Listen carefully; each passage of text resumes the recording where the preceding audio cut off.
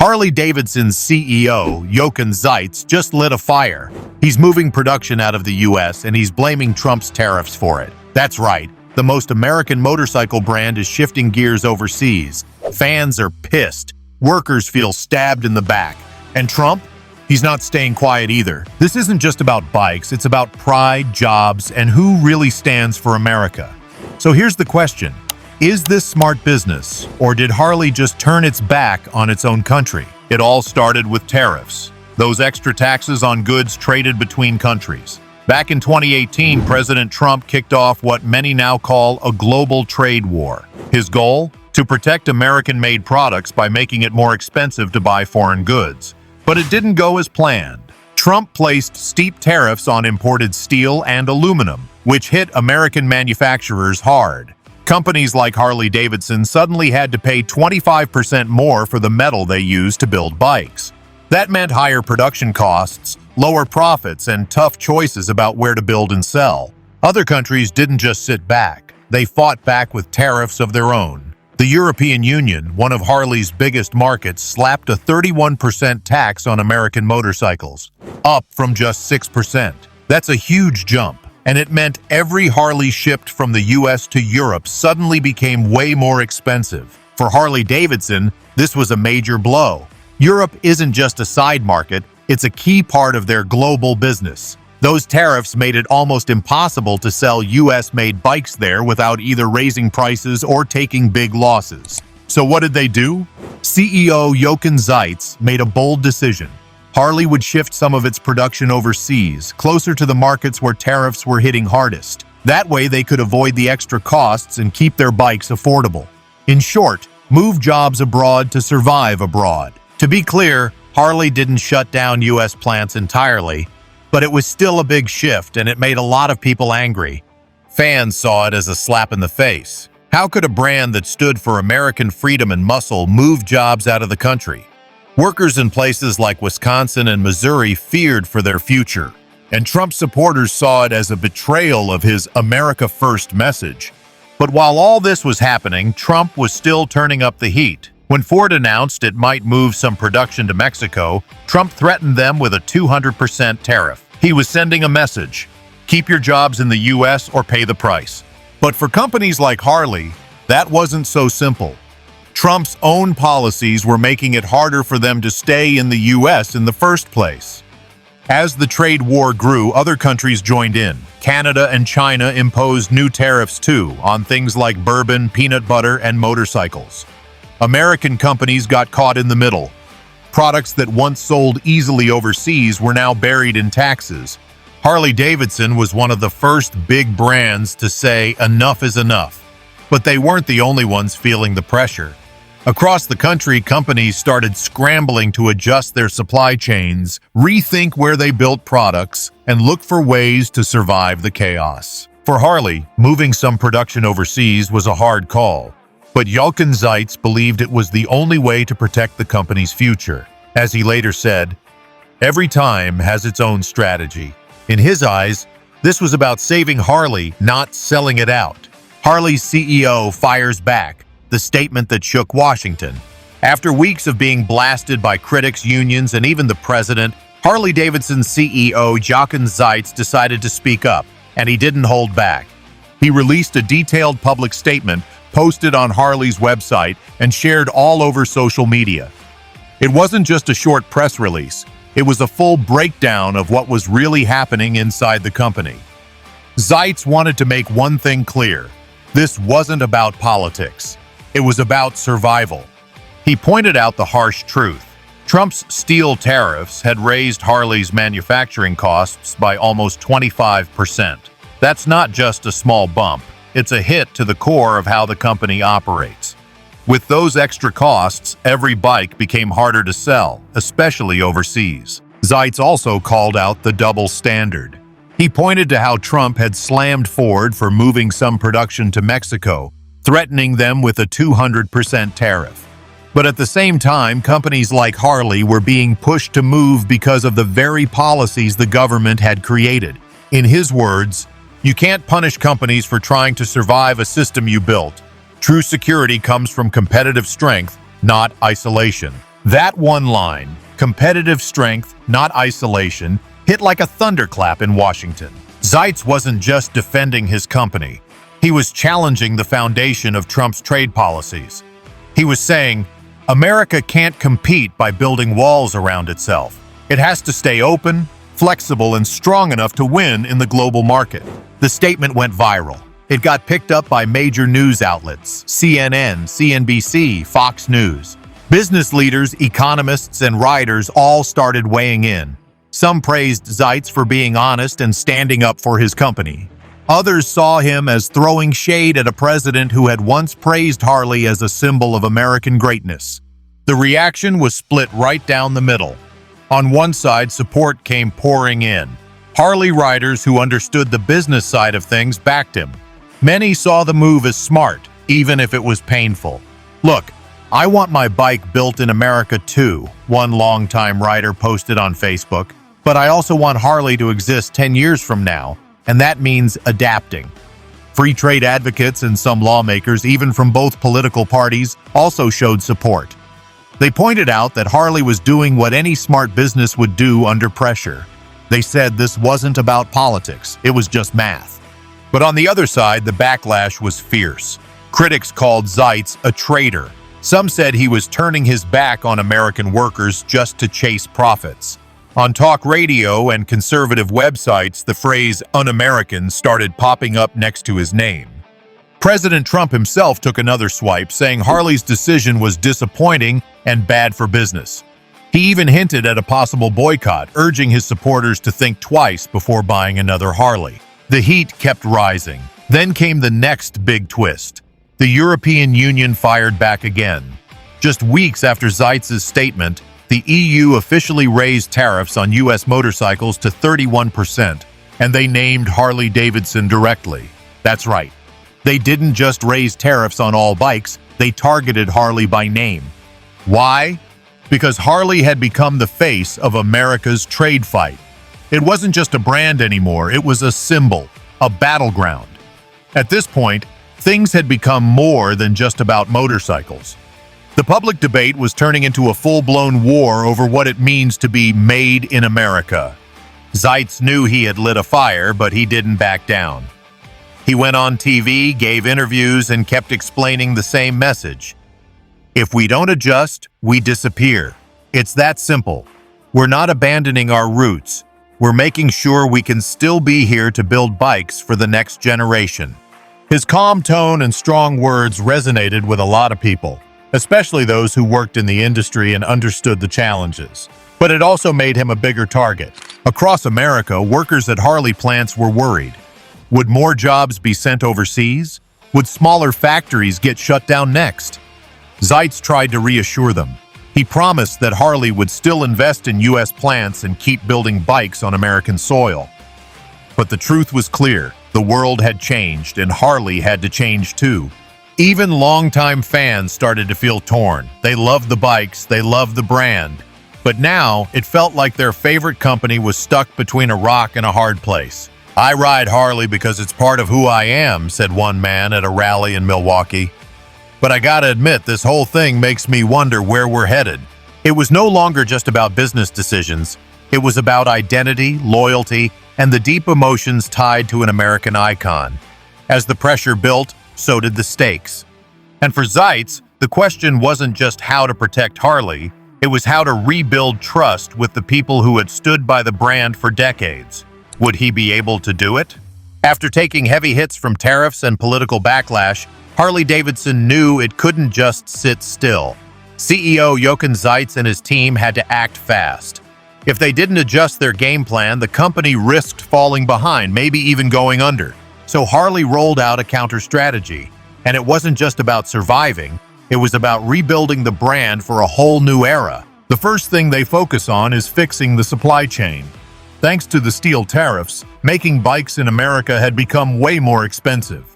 Every piece of metal, every part that used to come in at a decent cost, now carried a price tag that hurt.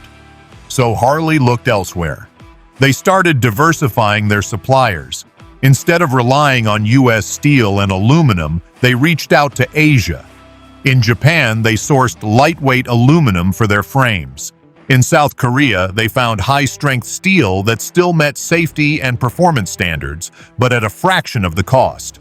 This move alone helped Harley cut costs and stay competitive, especially when selling overseas. But the changes didn't stop at materials. Harley also expanded production globally. They built up existing plants in India's Uttar Pradesh and Sao Paulo, Brazil. These weren't brand new decisions. They'd been planting seeds in these countries for years. But now, they were going all in. By making bikes closer to their key markets, Harley could dodge some of the worst tariffs, reduce shipping costs, and speed up delivery times. In India, for example, Harley had already been working with local vendors. Now they were ramping up production for both domestic sales and exports to nearby countries. The goal was simple: be smart, be fast, and be flexible. To manage all this, Harley invested in digital tools. They launched a new cloud-based ERP system, basically a high-tech command center that tracks tariffs, routes, shipments, and material prices in real time. If a new trade rule pops up in Europe or Asia, the system can flag it immediately and suggest new routes or supplier switches. This helped Harley stay one step ahead in a world where trade rules can change overnight. But this wasn't just about cutting costs. Zeitz had bigger plans, ones that aimed at something deeper than profit. Harley-Davidson was also working to change its image. Zeitz wanted to flip that idea on its head. Enter the live-wire electric bikes. When they first launched, some riders were skeptical. A Harley without the roar? A Harley that didn't rattle your bones? But slowly the live-wire started gaining momentum, especially with younger riders and city dwellers. These bikes were quiet, quick, and clean. And they didn't just look good. They were fun to ride, with instant torque and smooth handling. They also came with smartphone connectivity, touchscreens, and modern tech features that younger customers loved. To push this further, Harley made a bold promise: carbon neutral by 2035. That meant cutting emissions across every part of the business, from manufacturing to transportation to packaging. One of their biggest U.S. plants, located in York, Pennsylvania, began shifting to 100% renewable energy, solar, and they will not doing it alone.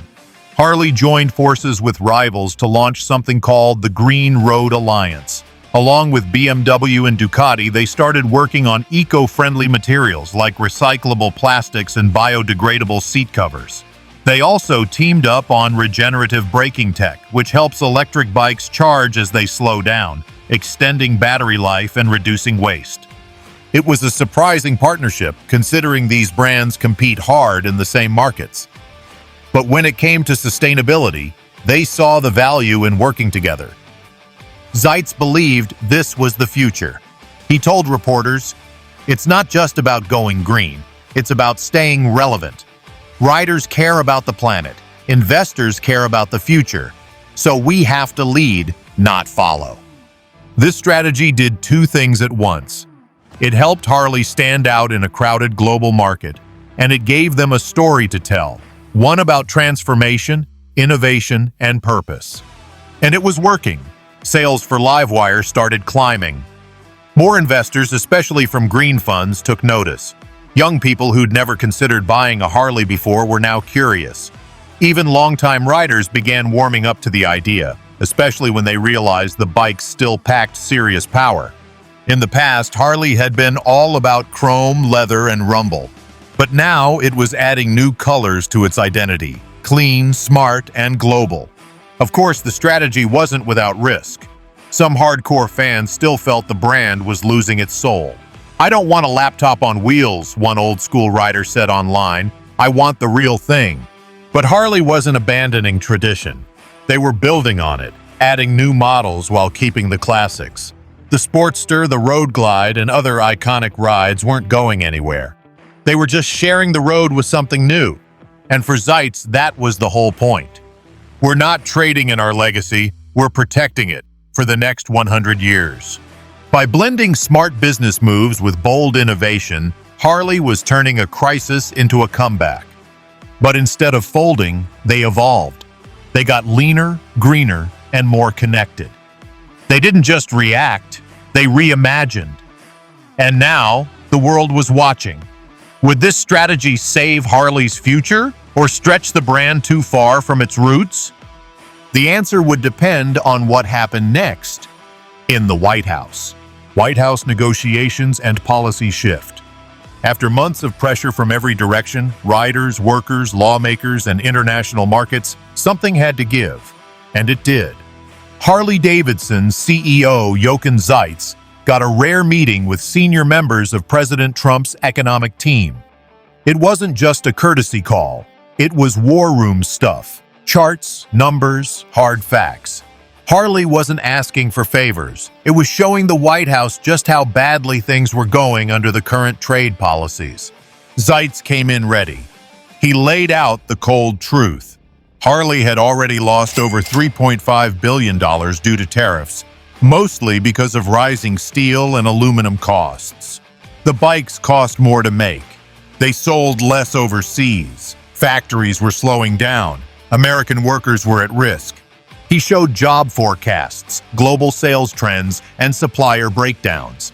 He explained how the 25% increase in steel costs made it nearly impossible to compete with foreign brands like BMW, Triumph, or Yamaha, especially in Europe and Asia. Then came his blunt warning: America must compete globally, not wall itself off. It hit hard. Even some in the Trump camp, who'd once praised America first as the only way forward, had to admit the numbers didn't lie. Tariffs meant to protect U.S. jobs were now helping drive those jobs away. So what happened next surprised everyone. Instead of doubling down, the White House blinked. They realized Harley wasn't bluffing. It wasn't a political stunt. It was survival. So Trump's team offered Harley something big, a tariff exemption, but only if they agreed to invest more in U.S. jobs. Harley accepted. But Zeitz had one condition. He didn't want Harley to be singled out. He wanted every major American manufacturer to have the same shot. That's how the American Manufacturing Alliance was born. Led by Harley, Ford, GM, and John Deere quickly joined the effort. Together, they built a new playbook for the future of U.S. industry, one that mixed global reach with local commitment. First, they pledged to use 40% recycled materials by 2028. Not just Harley, every company in the group. Second, they promised to retrain 50,000 workers, folks who lost their jobs to automation or tariffs. And not just anywhere. We're talking about those hard-hit factory towns across the Midwest and the South.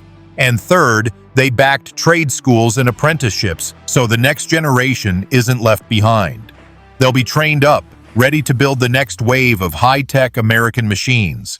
Inspired by Harley's data and public response, Congress drafted the Selective Exemption Act. It was a bipartisan bill designed to ease tariffs for companies that met strict requirements, like reinvesting in American workers, going green, and supporting U.S.-based research and development. Finally, not all tariffs would be treated the same. This helped level the field for companies trying to play fair while still staying competitive abroad. The bill moved fast. It had support from both sides. Republicans liked the pro-business angle, and Democrats saw it as a win for workers and the environment. It passed the House and Senate in record time, and the president signed it into law with the Harley team standing behind him. But Harley wasn't done. Zeitz took the company's leadership one step further. He led a coalition of global bike makers to the United Nations, pushing for a worldwide motorcycle emissions standard by 2027. The idea? Make sure electric and hybrid bikes could be built to a shared set of rules, so parts and systems could work across countries. This would cut production costs, speed up innovation, and help fight climate change at the same time. Harley, once seen as a stubborn icon of the past, was now writing the rules of the future. And the rest of the world noticed. Countries in Europe, Southeast Asia, and Latin America began aligning their motorcycle standards with the UN plan. That gave Harley a major advantage. Its next-generation bikes would be ready for global markets faster than any competitor. For riders, it meant a wider variety of Harleys built for different needs and budgets. For workers, it meant more stable jobs and future-ready skills. And for the company? It was a shot of fresh credibility and confidence. Even some former critics began to change their tune. Senator Maria Calderon, once one of Harley's loudest opponents, said this on the Senate floor: "They didn't run from America. They challenged America to grow, and they won." But not everyone was cheering. Some hardcore Trump supporters still called the deal a sellout, and a few media voices claimed Harley had used politics to protect profits. But Zeitz stayed calm. His answer was always the same: this isn't about politics. It's about survival. It's about legacy. And it's about building something strong enough to last beyond headlines and hashtags. Back at Harley headquarters, there was a quiet sense of victory. Not just because they'd gotten a break, but because they'd earned it. They'd done what few thought possible. Stared down a global trade war, made bold changes, and walked out of the White House with more than promises. They got policy changes. Now Harley was no longer just a brand in trouble. It was a symbol of how American companies could adapt without giving up their soul. The road ahead wasn't easy, but for the first time in a long while, it looked open. So, did it all work? Surprisingly, yes, and then some. After weathering the storm, Harley-Davidson didn't just survive. It came out stronger. First, sales went up, big time. Global demand surged, especially in places like Europe, India, and Brazil. And the biggest surprise? Livewire, Harley's electric bike, exploded in popularity. It now makes up 25% of Harley's total shipments. For a brand once known for loud, gas-guzzling machines, that's a huge shift. Harley went from being an old-school steel and chrome icon to a leader in sustainability. They weren't just talking about going green, they were doing it. The York plant ran on renewables. Batteries were lighter, bikes were faster, and the younger crowd, especially millennials, started paying attention. Harley also broke into new markets. With the help of the UN's global emissions standard, they launched EV partnerships in Africa and Latin America. These were places where gas was expensive and cities were growing fast. Electric bikes made sense, and Harley was ready. This wasn't the Harley your grandpa rode, but that was the point. Zeitz didn't wait for politicians to fix things. He used real data, public support, and strategic partnerships to force a change. And it worked. That's rare in today's business world. Another lesson? Globalization still matters. While America first sounds good in speeches, Harley showed that companies need open markets, flexible supply chains, and smart trade policies to survive. Trying to wall off the economy just doesn't work anymore. Not when you're selling to riders in Bangkok, Berlin, and Bogota. And finally, maybe the most surprising lesson of all, going green made money. Sustainable bikes weren't just about saving the planet, they brought in new customers, new investors, and new respect. People who never looked twice at Harley were suddenly lining up to ride something clean, quiet, and cool. Even Wall Street noticed. After years of ups and downs, Harley's stock started rising again. Investors liked the direction, especially the push into electric and international markets. So yeah, Harley made it through the storm. But more than that, they evolved. They stopped trying to be what they were in 1985 and leaned into what the world needed in 2025 and beyond. It was risky. It was loud. It was full throttle. Harley's CEO took a bad hand, tariffs, politics, public anger, and flipped it into a win. The company didn't just escape the trade war, they changed the game. By going global, going green, and pushing back hard, they showed that smart business beats loud politics every time. But what do you think? Did Harley do the right thing? Or did they walk away from their American roots? Drop your thoughts in the comments. We want to hear from you. And this story, it's far from over. Other companies are watching. Other leaders are making moves. So, hit subscribe so you don't miss what's coming next. Thanks for watching. See you in the next video.